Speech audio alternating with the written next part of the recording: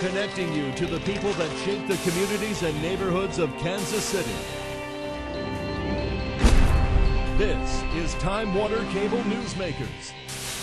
Hello and welcome everyone to the spectacular Nelson-Atkins Museum of Art. I'm Jill Jensen, and joining us is the director and CEO, Julián Zugazagoitia. Nice to meet you. Well, my pleasure. Thank you. And thank you for inviting us into your house. Isn't this an amazing place? Oh, amazing is such a small adjective to describe how spectacular it truly is. Totally. And you have some wonderful exhibitions coming. The block lobby is going to be transformed October 1st. Tell everyone about that. Well, this amazing building and with the block expansion allows us to create new experiences for our visitors. So we had during the spring and summer the art of Roxy Payne, who graced our garden with a permanent installation called a dendroid that looks like a tree, and inside we had some of his works being produced. So then the question was, what do we do next? What is the following installation of art in our lobby? Because people loved having immediately accessing the museum and seeing great art.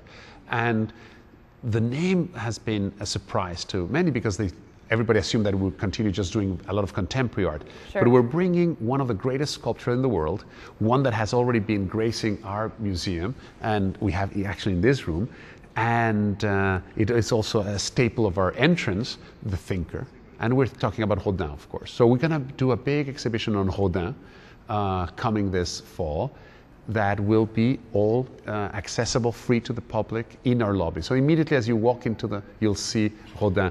And we will have from the Iris Cantor collection great works of art like the one we're seeing. He's one of the Bourgeois de Calais, and which is a monumental sculpture that he did.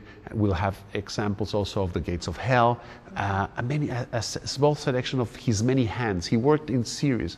And Rodin is really the most classic of the modern sculptures and the most modern of the classic. And you know, it's really the beginning of a tradition of experimentation, and he was casting some, like for instance the sculpture that we have behind the Adam, he put 3 times the same one and created a new piece just by multiplication. So he is an experimenter, one of the best well-known artists in the world, and it will give the opportunity to come close to these sculptures and understand his magic. And I think what is so wonderful about them too is that they're very personal. You can look at them and you can say, oh, I have felt like that, or you understand or have a feeling for what you think that he was trying to convey. What is amazing is that bronze tells you emotions, you know, a material that is there, hard and everything, but it is really so well sculpted that it is telling you passions and tension and moments.